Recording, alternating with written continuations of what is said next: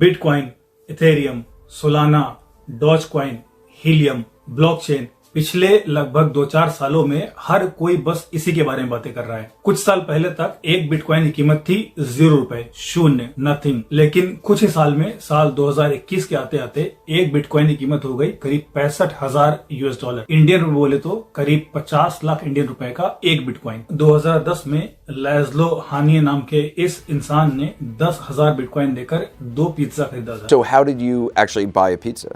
I just posted on the forum. I said, if anybody's interested, I'm offering 10,000 bitcoins in exchange for some pizza. And somebody there said, hey, I'll take you up on that offer. So I sent him the 10,000 bitcoin. I said, okay, here it is. I'm waiting for my pizza. And he phoned it in. He paid with his credit card, and the pizza showed up at my door. आज के दिन अगर एक bitcoin 40 lakh रुपए का है तो उन 10,000 बिटकॉइन की कीमत कितनी होगी? आप कैलकुलेट करके चाहे तो कमेंट बॉक्स में नीचे लिख सकते हैं। बिटकॉइन एक क्रिप्टो करेंसी है जो कि बेस्ड है डिसेंट्रलाइज्ड ब्लॉकचेन टेक्नोलॉजी पे।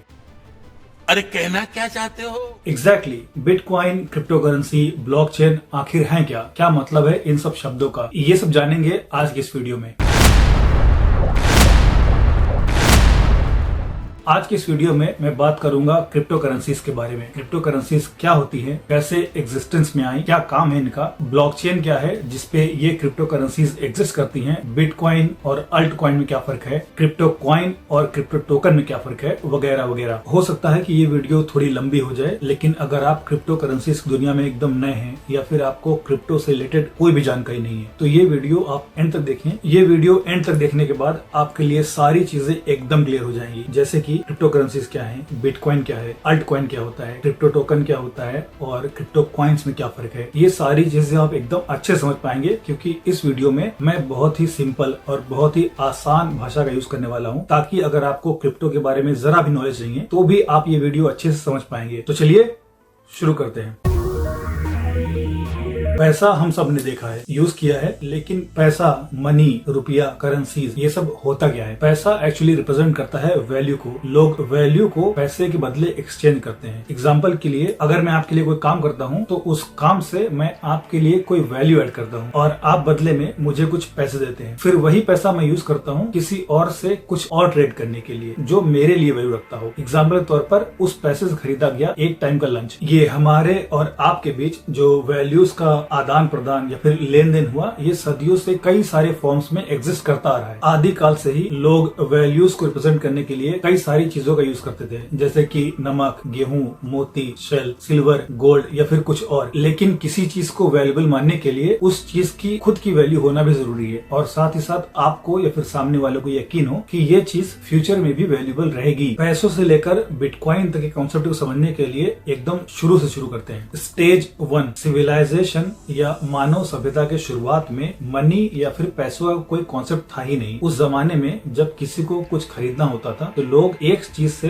दूसरी चीज एक्सचेंज कर लेते थे और इस सिस्टम को बोला जाता था बार्टर करना। एग्जाम्पल के लिए, अगर मुझे कुछ अनाज चाहिए जो मेरे पास नहीं है लेकिन मेरे पास कुछ कपड़े हैं तो मैं किसी ऐसे इंसान के पास जाऊंगा जो मुझसे कपड़े के बदले अनाज एक्सचेंज करना चाहे, बार्टर करना चाहे। हर कोई सेम तरह से एक चीज के बदले दूसरी चीज ले लेता था, जैसे कि एक भेड़ के बदले कुछ फल या फिर कुछ मीट के बदले फिश। लेकिन इस सिस्टम में कुछ प्रॉब्लम्स आती थी। पहली कि हो सकता है मैं जो चीज ऑफर करना चाह रहा हूँ, जैसे एक बोरी अनाज के बदले मैं चाहता हूँ कि मुझे कुछ कपड़े मिल जाए, लेकिन हो सकता है कि सामने वाले को अनाज की जरूरत ही ना हो। सेकंड प्रॉब्लम थी ये डिसाइड करना कि जो ये एक्सचेंज हो रहा है ये फेयर है कि नहीं, क्योंकि हो सकता है एक बंदे को लग रहा हो कि जो चीज वो सामने वाले को दे रहा है वो ज्यादा कीमती है उससे कंपेरिजन में जो उसको वापस में मिल रही है। थर्ड, अगर ये ट्रेड फेयर नहीं है तो उसको फेयर कैसे बनाया जाए। अगर अनाज के बदले मुझे लग रहा है कि एक भेड़ ज्यादा कीमती है तो भेड़ को अनाज के बराबर करने के लिए आप उसको काट तो सकते हो नहीं। इन प्रॉब्लम्स के साथ साथ जैसे जैसे समाज ने तरक्की की, लोगों ने सोल्यूशन निकाला सिल्वर ट्रिंकेट यानी चांदी, और चूंकि चांदी को डिवाइड करना इजी था इसने टेम्परेरी इनकी इस प्रॉब्लम को सोल्व कर दिया। छोटी छोटी डिटेल्स को स्किप करते हैं और आते हैं स्टेज 2 पे। स्टेज 2 यानी कॉइन्स। इस समय लोगों ने कॉइन इन्वेंट किया और चूंकि कॉइन्स प्रेशियस मटेरियल जैसे सिल्वर या फिर गोल्ड से बने बने होते थे, लोगों ने इसको बहुत ही इजीली एक्सेप्ट कर लिया। यूके की करेंसी ब्रिटिश पाउंड का नाम आपने सुना होगा। एक्चुअली में एक British pound literally 1 pound silver से बना होता था। कॉइन के इन्वेंशन से एक फायदा ये हुआ कि अब अगर मुझे कपड़े चाहिए और सामने वाला बोले कि उसको अनाज नहीं भी चाहिए तो मुझे कोई फर्क नहीं पड़ेगा। मैं बोलूंगा कि अच्छा कोई नहीं, जितने वैल्यू का तुम्हारा कपड़ा है उतने वैल्यू का कॉइन मुझसे ले लो। यहाँ पे नोट करने वाली बात यह है कि इन कॉइन्स की वैल्यू इसलिए नहीं थी कि किसी ने कह दिया कि इसकी वैल्यू है, बल्कि इन कॉइन्स की वैल्यू इसलिए थी क्योंकि ये बने होते थे प्रेशियस मटेरियल, कीमती मटेरियल जैसे सिल्वर या फिर गोल्ड से, जिसको लोग इजिली एक्सेप्ट कर ले रहे थे। फास्ट फॉरवर्ड करके आगे बढ़ते हैं, समाज और तरक्की करता है, लोग एक वेल ऑर्गेनाइज सोसाइटी में रहना शुरू करते हैं और इसी के साथ शुरू होती है गवर्नमेंट, और गवर्नमेंट के आने के साथ शुरू होते हैं बैंक्स। ये है हमारा स्टेज 3। सरकार और बैंक्स के आने के साथ साथ हमने अपना ट्रस्ट मॉडल चेंज किया। समथिंग जैसे सिल्वर या गोल्ड को ट्रस्ट करने बजाय समवन जैसे सरकार या फिर बैंक्स को ट्रस्ट करना। बैंक ने करेंसीज प्रिंट करना शुरू किया और गवर्नमेंट कंट्रोल ले लिया सारे इस मॉनेटरी सिस्टम का। और जब तक हमें सरकार पे भरोसा है, हमने रिप्लेस कर दिया उन गोल्ड और सिल्वर कॉइन्स को बैंक्स के नोट से। इससे पहले वाले स्टेज में उन कॉइन्स की वैल्यू होती थी क्योंकि वो कीमती मटेरियल से बने होते, लेकिन इन नोट्स की वैल्यू इसलिए नहीं है कि ये सोने या फिर चांदी से बने हैं, बल्कि इनकी वैल्यू बस इसलिए है क्योंकि सरकार कहती है कि इसकी वैल्यू है। सेंट्रल बैंक्स इंडिया केस में आरबीआई आज हमें एक कागज का टुकड़ा देता है और बोलता है कि इसकी वैल्यू 50 रुपए, 100 रुपए या फिर 500 रुपए है, और चूंकि हमें ट्रस्ट है गवर्नमेंट पे, हम मान लेते हैं कि हाँ इसकी वैल्यू 50 रुपए, 100 रुपए या फिर 500 रुपए है। अगर आप इंडियन रुपए का कोई सा भी नोट उठाकर देखेंगे तो आप पाएंगे कि उस पे आरबीआई के गवर्नर के सिग्नेचर के साथ ये लिखा होता है कि मैं धारक को इतने रुपए देने का वचन देता हूँ, यानी कि ये माना जाए कि जिस किसी इंसान के पास ये कागज का टुकड़ा है उसके पास इतने रुपए हैं। अब अगर कल सरकार उठकर बोल दे कि कल से 500 और 1000 रुपए नोट की कोई वैल्यू नहीं होगी, तो उसकी वैल्यू कुछ नहीं रहती, जैसा कि आपने पहले भी एक्सपीरियंस किया होगा। थोड़ा और आगे बढ़े तो यहाँ पे एंट्री होती है इंटरनेट की। दुनिया और ग्लोबलाइज्ड और डिजिटलाइज्ड बनती है। लोग एक्चुअल पैसे के बजाय बस एक दूसरे को नंबर्स ट्रांसफर करते हैं। इस स्टेज को रखा है मैंने स्टेज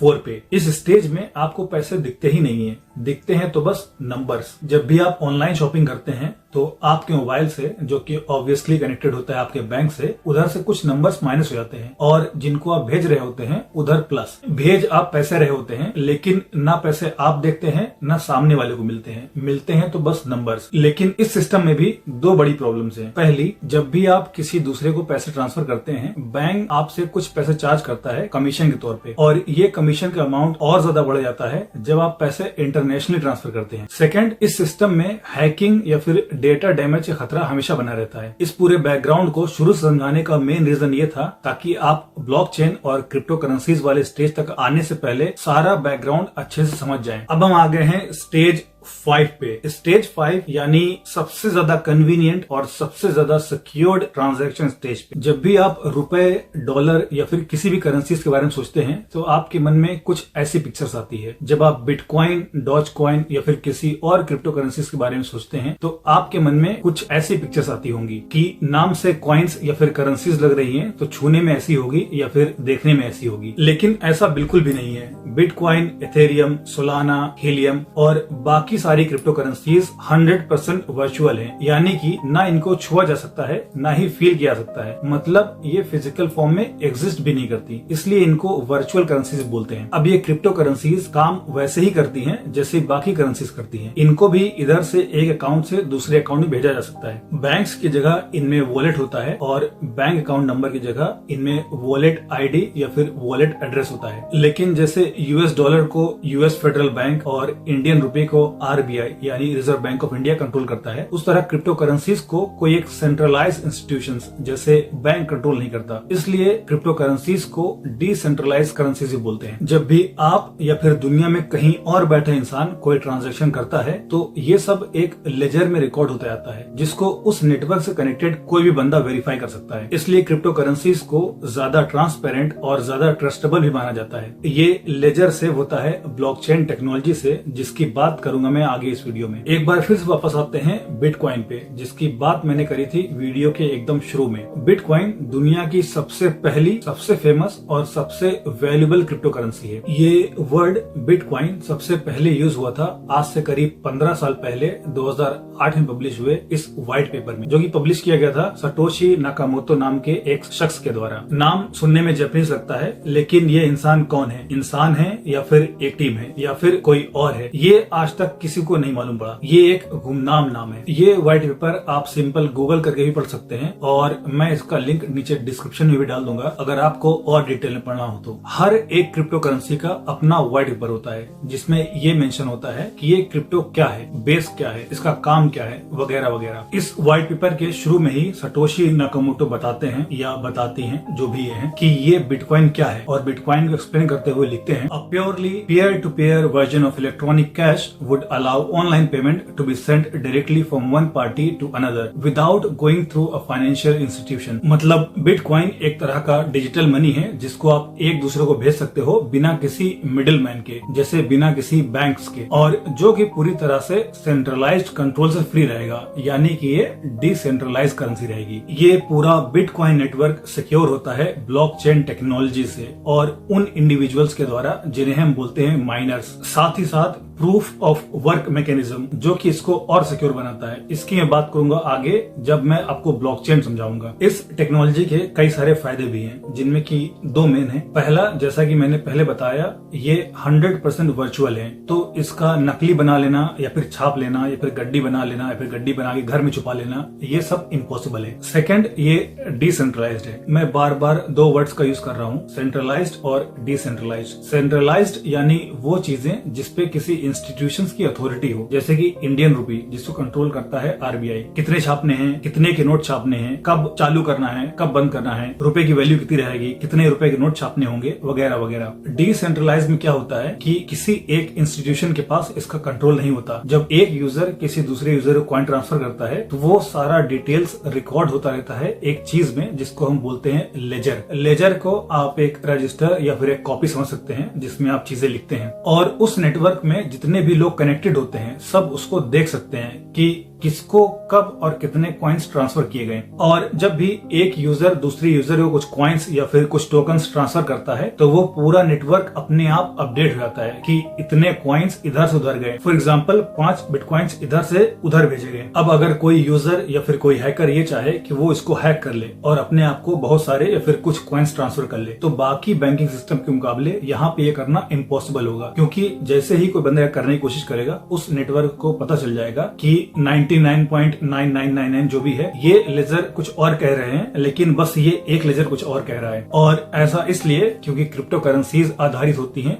ब्लॉकचेन सिस्टम पे। और ये बिटकॉइन काम कैसा करता है उसके लिए हम समझते हैं ब्लॉकचेन को। जब भी हमें कोई इन्फॉर्मेशन मिलती है या फिर हम कोई इन्फॉर्मेशन एक जगह से दूसरी जगह ट्रांसफर करते हैं तो वो इन्फॉर्मेशन कहीं ना कहीं जाकर स्टोर हो जाती है। जैसे कि हमें पता है कि इंडिया की कैपिटल न्यू दिल्ली है, ये इन्फॉर्मेशन हमारे कॉन्शियस या फिर सबकॉन्शियस माइंड में कहीं ना कहीं स्टोर्ड है। कुछ इन्फॉर्मेशन को हम स्टोर करते हैं अपने दिमाग में, कुछ इन्फॉर्मेशन को हम स्टोर करते हैं डायरी में लिखकर, डिजिटल इन्फॉर्मेशन को हम स्टोर करते हैं मोबाइल में, जैसे कि फोटोज सेव करना या फिर किसी का फोन नंबर सेव करना। कुछ और तरह की इन्फॉर्मेशन को हम सेव करते हैं कंप्यूटर में किसी और तरह की फाइल में, जैसे कि एक्सेल फाइल या फिर वर्ड फाइल। ज्यादातर इन्फॉर्मेशन जो हम सेव करते हैं इसमें हैकिंग या फिर डेटा डैमेज का खतरा हमेशा बना रहता है। ब्लॉकचेन जो कि डिसेंट्रलाइज्ड है, इसका कोई एक ओनर नहीं है, कोई इसका एक एडमिन नहीं है या फिर किसी के पास इसका पासवर्ड नहीं है जो कि इसको एडिट, हैक या फिर डैमेज कर सके। ब्लॉकचेन को आसान भाषा में समझने के लिए मान लो आप एक दुकानदार हो और जब भी आप किसी को कोई सामान देते हो या फिर कोई सामान का स्टॉक इधर से उधर जाता है तो आप उसको एक डायरी में लिख ले रहे हो। इस पूरी डायरी को हम कहते हैं लेजर, वही लेजर जिसकी मैंने वीडियो के शुरू में बात की थी। अब आपकी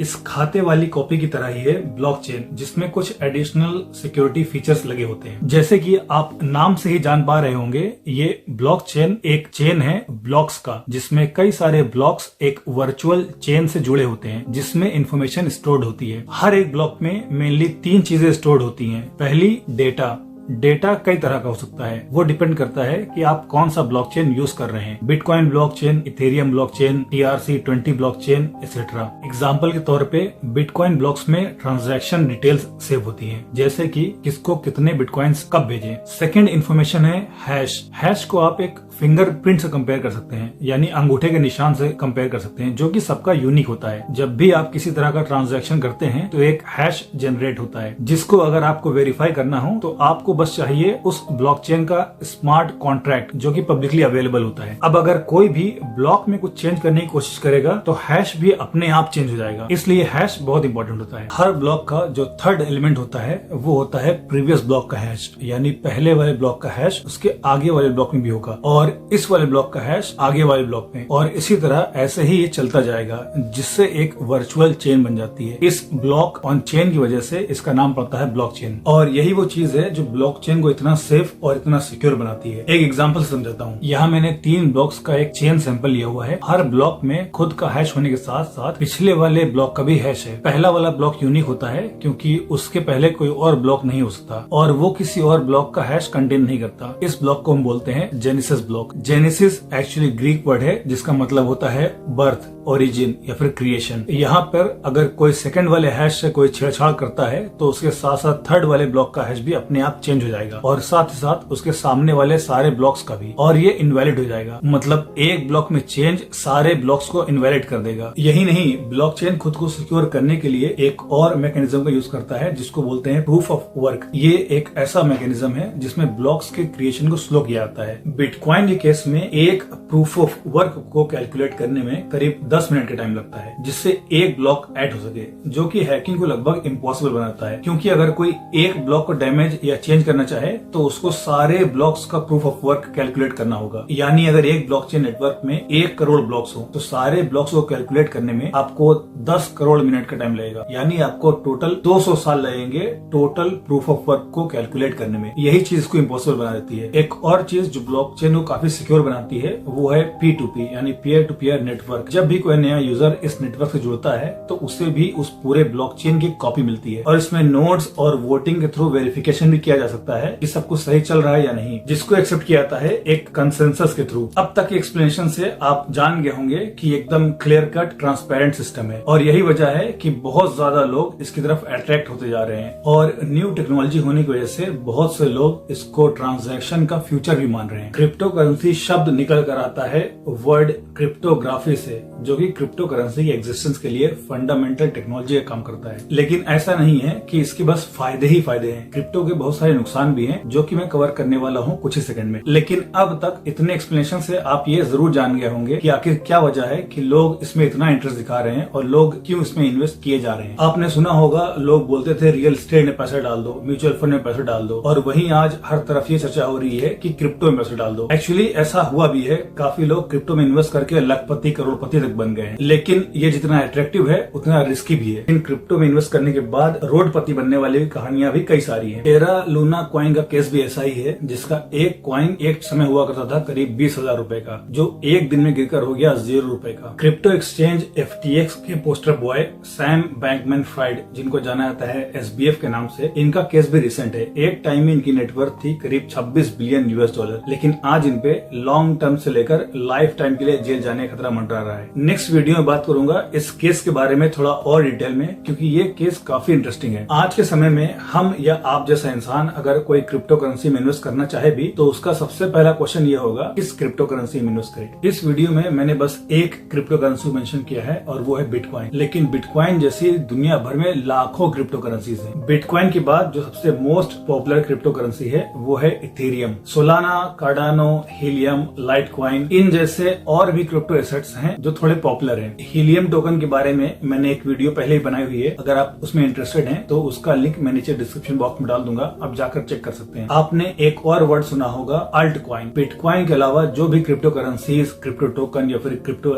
एसेट्स हैं उनको हम बोलते हैं अल्ट कॉइन। अल्ट कॉइन यानी अल्टरनेट कॉइन, यानी कि वो कॉइन जो बिटकॉइन नहीं है। क्रिप्टो करेंसीज की दुनिया में आपने 2 शब्द ज्यादा सुने होंगे, क्रिप्टो कॉइन्स और क्रिप्टो टोकन, और हो सकता है कि आप कंफ्यूज भी रहे हो कि इन दोनों में आखिर फर्क क्या है। सिंपल भाषा में क्रिप्टो कॉइन्स का अपना खुद का ब्लॉकचेन होता है, जैसे बिटकॉइन, लाइटकॉइन, इथेरियम एक्सेट्रा। इन सबका अपना अपना खुद का ब्लॉकचेन नेटवर्क है, जबकि क्रिप्टो टोकन दूसरे के ऑलरेडी एग्जिस्टिंग ब्लॉकचेन पर डेवलप किए जाते हैं। जैसे हीलियम टोकन को डेवलप किया गया है TRC20 ब्लॉकचेन पर। क्रिप्टो टोकन्स को एग्जिस्ट करने के लिए किसी दूसरी ब्लॉकचेन की जरूरत होती है। एक चीज जो मैं जरूर बताना चाहूंगा कि ये वीडियो किसी भी तरह की रिकमेंडेशन या फिर सजेशन नहीं है कि आप जाकर ये या फिर ये क्रिप्टो करेंसी बाय कर लें। ये बस एजुकेशनल पर्पस के लिए है। अब आते हैं अपने इस वीडियो के लास्ट सेगमेंट पे, जो है क्रिप्टो करेंसीज का डार्क साइड। सबसे पहली बात जो मन में आती है वो ये crypto currencies stock, share, bond, mutual fund, इन सब के कंपैरिजन में सबसे ज्यादा रिवॉर्डिंग होने के साथ साथ सबसे ज्यादा रिस्की भी है। जब भी आप किसी कंपनी का स्टॉक या फिर शेयर खरीदते हैं तो आपके लिए उस कंपनी के बारे में जान लेना कि वो क्या बनाती है, एम्प्लॉइज कितने हैं, सेल्स कितना करती है, कितनी फैक्ट्रीज लगा रखी है, ये सब बहुत आसान है एज कम्पेयर टू आपको किसी क्रिप्टो करेंसीज के प्रोजेक्ट के बारे में जानना। क्योंकि इंडिया में लिस्टेड हर कंपनी को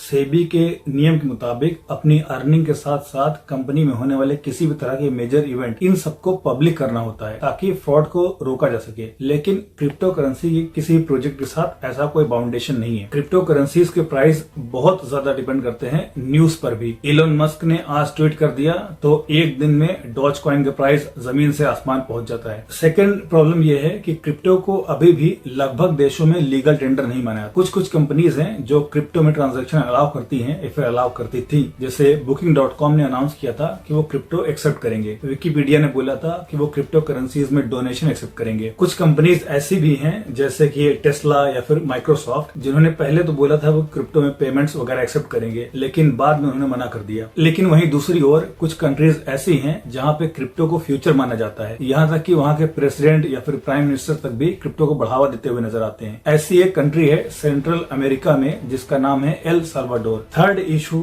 जो क्रिप्टो करेंसी से रिलेटेड है वो है एनवायरमेंट से रिलेटेड। क्रिप्टो करेंसीज की सिक्योरिटी और सेफ्टी के लिए हर ट्रांजैक्शन को कई बार वेरीफाई किया जाता है और ऐसा करने के लिए कंप्यूटर और सर्वर्स को चाहिए होती है काफी ज्यादा एनर्जी, और वो एनर्जी इनको मिलती है इलेक्ट्रिसिटी से, जो कि इवेंचुअली एनवायरमेंट को हार्म करता है। ये पार्ट ऑब्वियसली डिपेंड करता है कि आप किससे पूछ रहे हो। अगर आप किसी टेक एंथुजियास्ट से पूछोगे कि वो बोलेगा नहीं कोई दिक्कत नहीं है, लेकिन अगर आप एनवायरमेंट एक्टिविस्ट से पूछेंगे तो वो बोलेगा कि ये सही चीज नहीं है। फोर्थ प्रॉब्लम आप ये मान सकते हैं कि चूंकि क्रिप्टो करेंसीज लीगल टेंडर नहीं है, इन पे इतना रेगुलेशन या फिर निगरानी नहीं है और इसलिए क्रिप्टो ट्रांजैक्शन क्रिमिनल एक्टिविटीज के लिए इजिली किया जा सकते हैं। मुझे लगता है कि इस डिटेल्ड वीडियो में मैंने क्रिप्टो करेंसी से रिलेटेड सारी चीजें आपको एक्सप्लेन कर दी है, लेकिन अगर फिर भी कुछ रह गया हो या फिर अगर आपके मन में अभी भी कोई क्वेश्चन है तो आप नीचे कमेंट बॉक्स में लिखकर मुझसे पूछ सकते हैं। आज के इस वीडियो में इतना ही। मिलते हैं अगले वीडियो में किसी और टॉपिक के साथ। तब तक के लिए बाय बाय।